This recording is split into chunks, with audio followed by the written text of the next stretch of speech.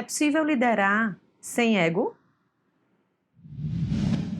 Eu tenho visto recentemente livros, comentários, posts, algumas divulgações sobre liderança sem ego, sobre supere seu ego, você não pode agora ter nada do seu ego, você tem que superar tudo isso. E a pergunta que eu faço é, e nós vamos ser o quê? O ego é o gerenciador da consciência.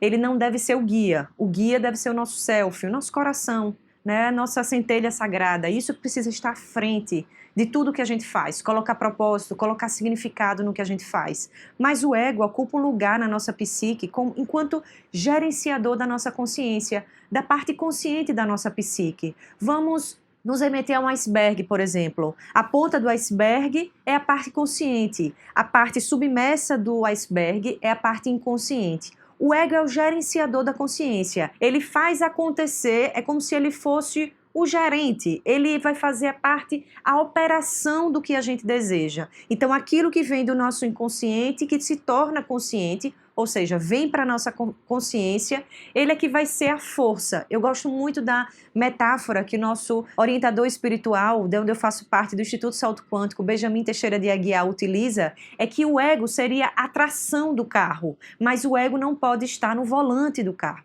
No volante deve estar o nosso coração, a nossa consciência, ou seja, o ego tem sim o seu papel, ele não é para ser superado, mas precisamos trabalhar o nosso ego, porque vez ou outra, se não quase todas as vezes, ele quer ocupar muito espaço, ele quer vir para o volante mesmo, ele quer tomar a direção da nossa vida, ele quer tomar conta do pedaço, ele quer ter controle sobre nós, e aí é uma grande ilusão. Porque, na verdade, as ilusões e os caprichos egóicos não vão trazer uma trilha de felicidade em quaisquer âmbitos de nossas existências. Ou seja, nós precisamos nos desenvolver e desenvolver o nosso self, desenvolver a nossa consciência. Esse é um trabalho, digamos, sendo redundante, trabalhoso. É um trabalho árduo, é um trabalho duro, porque o trabalho interior é um dos trabalhos que dá mais trabalho, sendo redundante de novo. Então o ego, na verdade, ele tem o seu lugar. Agora nós precisamos estar vigilantes e monitorando para que realmente ele fique no lugar dele, para que ele traga força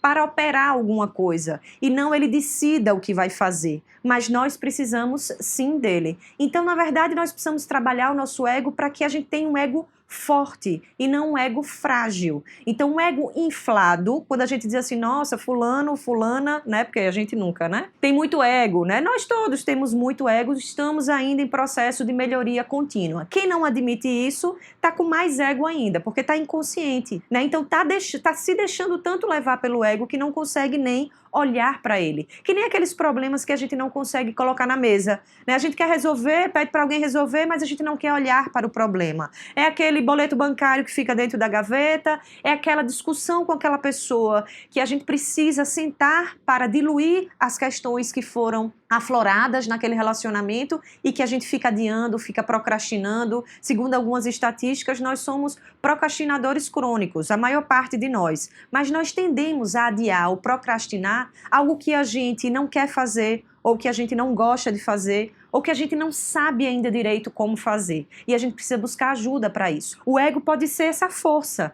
né? Essa força mobilizadora, mas precisa ter um significado e um propósito. Precisa ter um valor por trás de tudo isso que realmente nos mova. Porque se nós formos somente pelo ego, talvez essa história não vai acabar bem. Então, fortalecermos o nosso ego, inclusive para a gente suportar críticas. Um ego fraco, um ego inflado é frágil, é fraco, portanto não vai aguentar os desafios da vida, os embates da vida, especialmente aqueles que dizem respeito a nós mesmas, a nós mesmos. Então nós precisamos fortalecer esse ego para que ele fique no lugar dele, vigiar ele, tá de olho nele o tempo todo. Não é tô de olho aberto no outro, não, eu tô de olho aberto em mim mesma. Eu tenho que ficar atento ao que eu estou fazendo. Eu preciso desse ego, eu preciso da minha consciência, eu preciso do meu coração, que precisa estar à frente em todo o destino da minha vida, em todas as tarefas que eu for realizando, o máximo possível. E se está pequenininho, faça pequenininho mesmo, mas meu coração é muito pequeno, né? Deixa ele pequeno, mas vá realizando.